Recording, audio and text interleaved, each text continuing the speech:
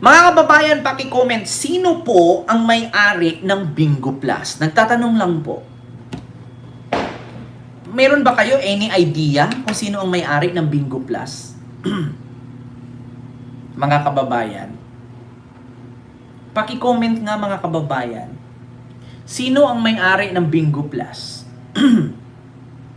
Pagcor ba? Wait lang. I-google natin. Mga kababayan, who is the owner of Bingo Plus Philippines? According to en.wikipedia.org, Bingo Plus is an online bingo platform in the Philippines, owned by DigiPlus Interactive. Owned by DigiPlus Interactive, is accredited by the Philippine Amusement and Giving Corporation. So, Pagcor. Nako, mga kababayan. Ito na, mga kababayan. Pagcor pala. Pero, sino ang may-ari ng Casino Plus? Casino Plus is a Sigma Award-winning online casino operator based in the Philippines, offering a diverse range of games including the Evan Ispetma, Executive Officer of Casino Plus. Mga kababayan, meron kasing balita ngayon, mga kababayan, hindi ko sure ha kung si Binetes or Pagcor or si Evan, no? Hindi ko alam kung sino. Pero mga kababayan, isa pong babae, ito paalala ko po sa inyo ha, ulitin ko po, hindi ko po sinisiraan itong larong ito ng Pagcor. Ngunit, paalala lang po, mismong si Willie Revilla may bilyon na ang tinalo sa sugal. Wala pong nananalo sa sugal. Mas malaki ang tsansang talo kaysa sa panalo. Pero mga kababayan, meron pong isang netizen na nanalo ng 397 million. Mga kababayan, pero hindi po ibinigay sa kanya yung naturang panalo niya dito sa, correct me if I'm wrong, isang online games. Nako, paalala ito ha mga kababayan, wag po kayong tumaya kung ayaw nyong mabudol at maubos ang pera ninyo. Ito po mga kababayan na, wait lang. Isang babae nanalo pero hindi ibinigay sa kanya yung panalo niyang 397 million. Naku po, kawawa naman si ate. Nanalo, pera na sana, naging bato pa. Oo, ito mga kababayan ha, hanapin ko lang. Nakalimutan ko. Saan ko ba yun na-save? Kawawa naman po mga kababayan itong si ate. Kasi bakit? Nanalo siya ng 397 million. Pero mga kababayan, hindi daw ibinigay sa kanya ng Pagcor. Ito ha. Ano nyo mga kababayan kung napanood nyo na ito? Ito po. Ito. Nanalo ng 397 million. Hindi binigay. Naku po, mga kababayan. Ito po, pakinggan niyo. Ang tinataya ko, 100. 3 taon nang naglalaro ng online casino games o mas kilala sa tawag na scatter, ang 47 anyos na si Rosita. Minsan panalo, pero mas madalas ang talo. Kaya't laking tuwa niya raw nang sa isang pindot noong March 7, 2025, bawing-bawi, siya'y pumaldo. Nakuha niya di umano kasi sa tinatawag na lucky spin ng isang online casino app ang ultimate win na tumataginting na higit 397 million pesos. So excited na para akong, alam mo yung natulala na hindi ako makapaniwala. So sabi ko, thank you Lord ka. Nag-thank you ako. Tapos, syempre sa excite ko, in-screenshots ko kaagad. Syempre, Ilang oras niya raw hinintay na makuha sa app ang kanyang panalo. Ang problema, hindi ito dumating. yun, hindi lumabas yung pop-up notifications na I won 397 million. So sabi ko, diba? bakit ka? So, ang tagal kong nag-antay, siguro mga 20 minutes or more na nag-antay ako ng lalabas. Sabi ko, ay, baka kaya kinukumpute pa akong ganon. So, actually, unfortunately, wala talagang lumabas. That night, tumawag ako sa, sa customer service. Nag-chat ako, bakit ganito? Wala akong na-receive yung explanation naman ng agent is, ma'am, siguro you need to refresh your mga ganong mga paliwanag na hindi ko maintindihan. Bakit i-refresh? Nag-spin nga ako. Tapos Ma'am Casey wala Rojas, akong- silo po. Dito na siya nagpasyang dumulog sa customer service ng online casino app. Agosto, dumulog na siya sa tanggapan ng PAGCOR na siyang namamahala sa licensing at regulation ng mga internet gaming. Dito nakaharap niya ang mga kawani ng online gaming app. Chat kami ng mga unang-una affidavit na nanalo ako. Tapos nung after that, nag-reply ang Bingo Plus na hindi daw ako nanalo. Yun. Bingo Plus pala mga kababayan. Nag-reply daw sa kanya na hindi siya nanalo. Pero, ito ang masakit. Para daw matahimik siya, inuperan siya ng 1 million. Ang sabi sa kanya ng PAGCOR, nag-system breach lang daw.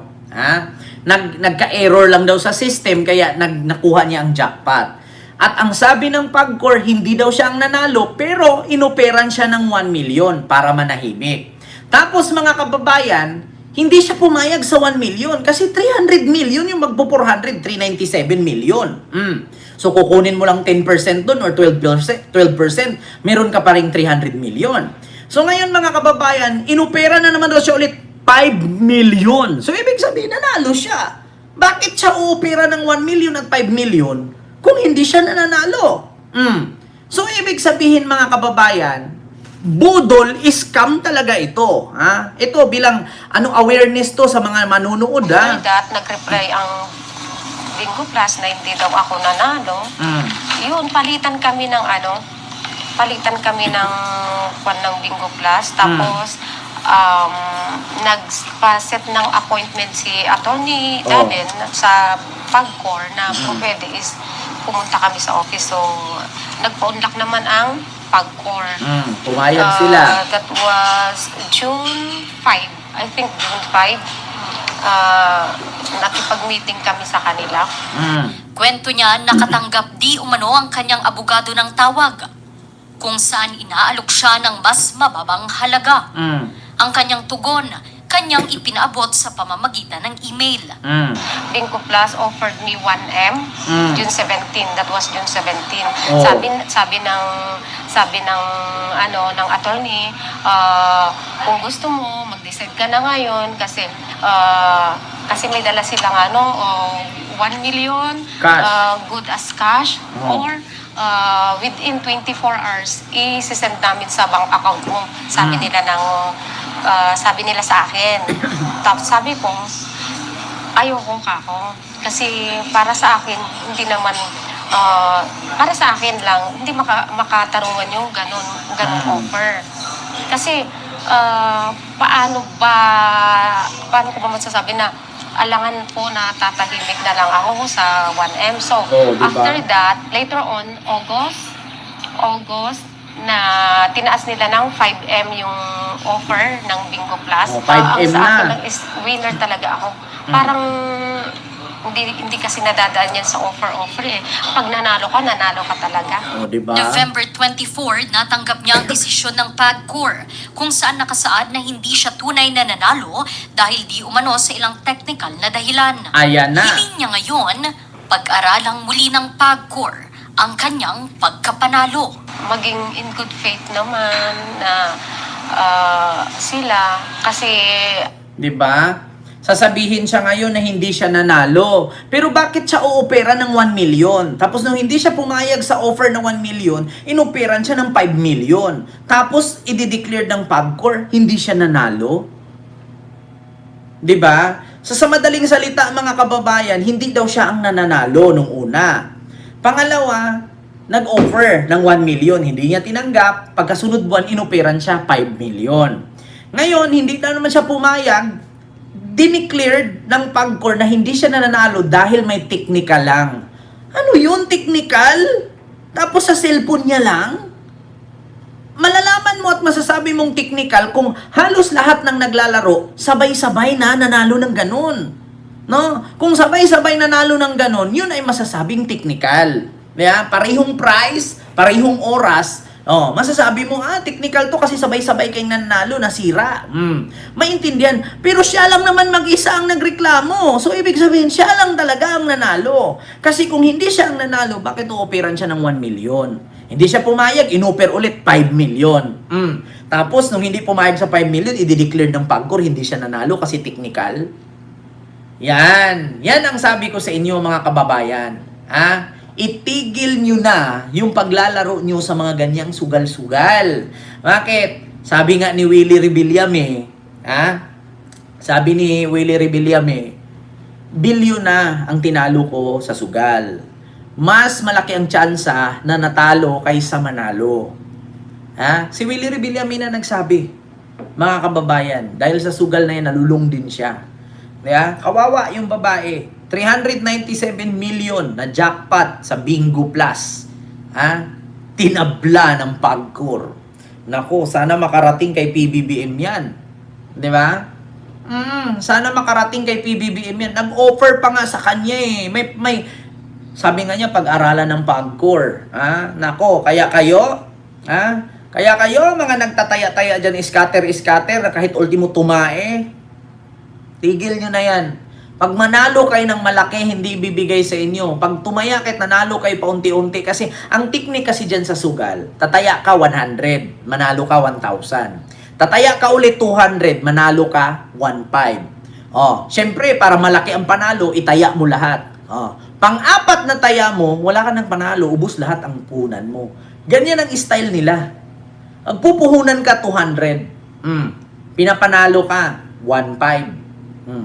1,000. Tapos itataya mo ulit 300. Nalo ka 1,500. Para malaki ang panalo mo, itaya mo lahat. Wala na yung 200 mo na puhunan. Siyempre, kukuha ka na naman. GCash na naman. Another taya. Mauubos. Sabi ko sa inyo mga kababayan, panoorin ninyo ang Bet or No More Bet na movie ng, di ko alam kung Chinese movie or Korean movie. No More Bet. No More Bet na palabas. Ganon ang ginagawa. Paalala ko sa mga kapwa ko Pilipino na mahilig magtaya-taya ng ganyan. Tandaan ninyo, computer ang kalaban ninyo. Computer.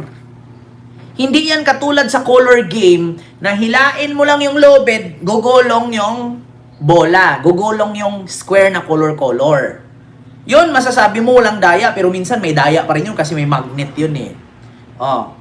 Pero dyan kasi computer ang kalaban nyo. Hindi mo alam kung lulusot o hindi. May mga nakamonitor yan. Diba? Wala kang mananalo ka man dyan. Bukas talo ka ulit. Totoo yan. Mas malaki pa tsansa magtaya ka sa perya. Sa perya kasi nakikita mo hagis-hagis piso. Pero dyan online, computer kalaban mo, hindi ka mananalo dyan. Sabi ko sa inyo. Manalo ka man ngayon, patikimin ka 1 linggo at syempre, nanalo ka ng 1 million. Syempre, sa sunod taya mo, lakihan mo na para mag 2 million ubos. Patitikimin ka lang sa umpisa niya, lalo pag first gamer, first user. Nako. Di ba? Nako, tigilan nyo yan, mga kababayan. Oo, walang mangyayari dyan. Niloloko lang kayo dyan, mga kababayan. So yun lang mga kababayan.